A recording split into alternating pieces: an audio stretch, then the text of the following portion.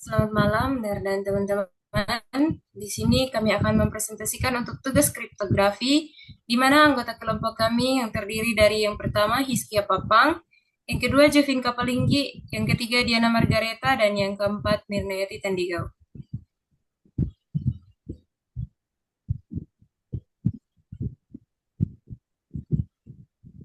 Stream cheaper adalah metode inskripsi simetris yang menginskripsi data bit per bit atau byte per byte. Cara kerjanya didasarkan pada pembuatan keystream atau aliran kunci yang kemudian dioperasikan dengan plain text menggunakan XOR untuk menghasilkan ciphertext.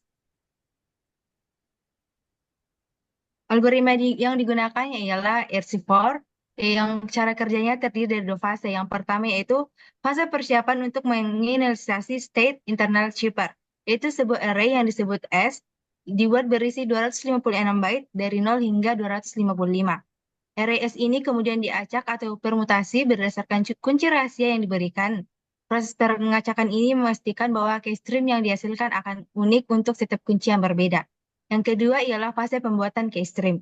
Nah, setelah S diinisialisasi, PRGA berjalan dalam sebuah loop.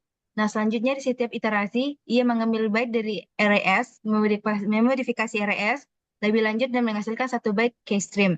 Lalu byte keystream ini kemudian di XOR-kan dengan satu byte plain text untuk menghasilkan satu byte ciphertext. Baik, selanjutnya yaitu sejarah dari RC4. Pada tahun 1987 diciptakan oleh Ron Rivest. Awalnya algoritma ini dirahasiakan sebagai properti intelektual RSA Security. Kemudian pada tahun 1994, kode sumber RC4 bocor secara anonim di milis cypherpunks.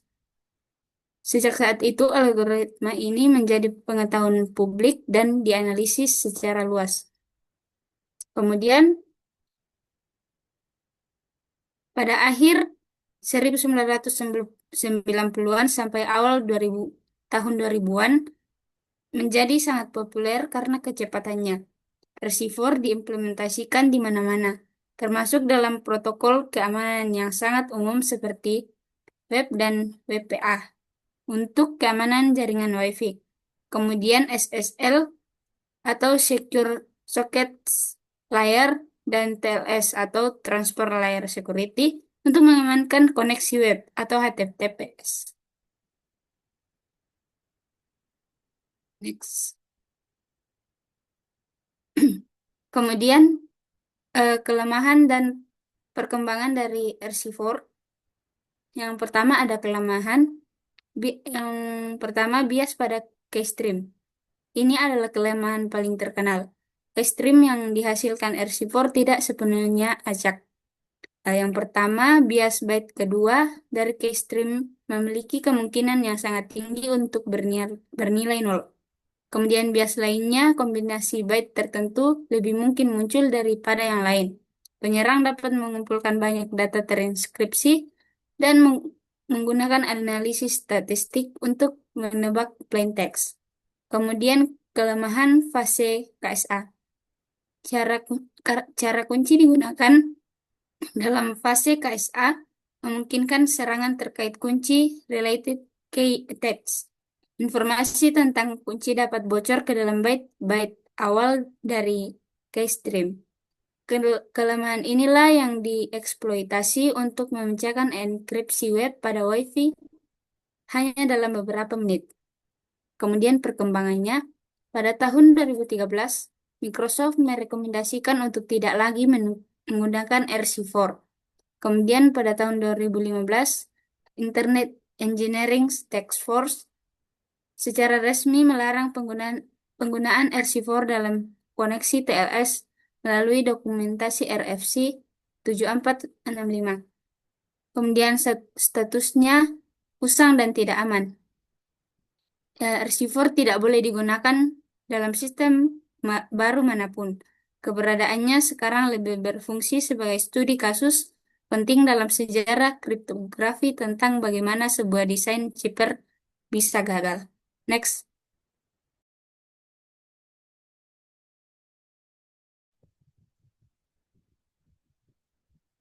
Oke, selanjutnya kita masuk ke dalam nomor 2, Caca 20. Nah, di sini cara kerjanya yang pertama, struktur ARX at rotate COR. Caca 20 tidak menggunakan array state yang diacak seperti RC4. Sebaliknya, ia bekerja pada state internal berukuran 512 bit. Diatur sebagai matriks 4x4 dari 32 bit words dan secara berulang menerapkan operasi yang sangat sederhana dan cepat. Penjumlahan atau add, rotasi bit atau rotate, dan COR. Yang kedua, input. Untuk menghasilkan keystream, CC20 mengambil satu kunci rahasia 256 bit, kunci utama. Kemudian yang kedua, nonce 96 bit, singkatan dari number used ons. Ini adalah nilai unik yang wajib diganti untuk setiap pesan yang dienkripsi dengan kunci yang sama. Pengguna non secara aktif mencegah masalah Kairos yang mematikan bagi stream chipper. Yang ketiga, counter 32 bit, menghitung blok yang memastikan setiap blok data mendapat keystream yang unik. Proses CC20 melakukan 20 putaran operasi ARX pada state internalnya untuk menghasilkan satu blok keystream berukuran 64 bit. Counter kemudian dinaikkan dan proses diulang untuk menghasilkan blok keystream berikutnya. Next.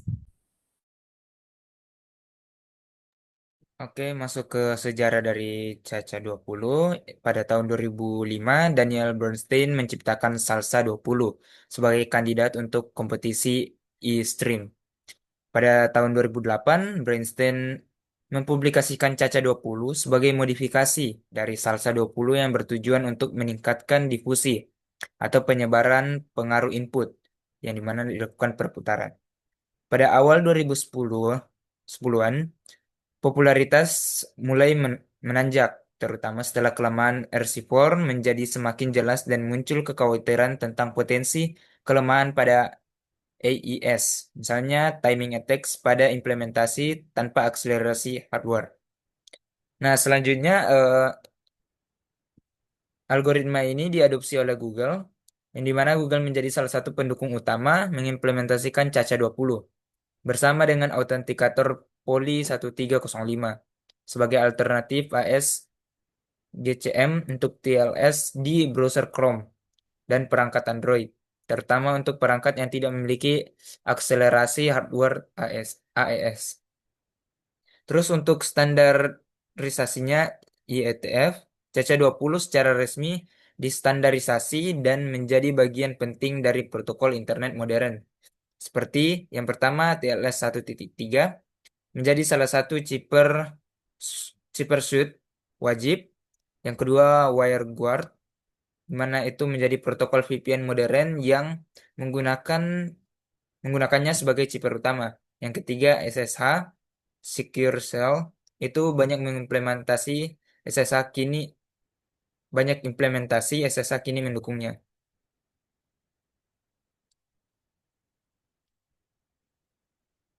Masuk ke kelemahan dan status, untuk saat ini CC20 tidak memiliki kelemahan praktis yang diketahui pada desain intinya jika diimplementasikan dengan benar. Algoritma ini dianggap sangat aman dan tangguh oleh komunitas kriptografi global.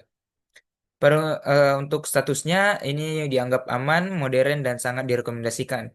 Caca 20 adalah salah satu pilihan utama untuk enkripsi simetris, terutama untuk aplikasi yang membutuhkan throughput tinggi seperti komunikasi jaringan dan enkripsi pada perangkat mobile. Oke, sekian dari presentasi kami. Terima kasih.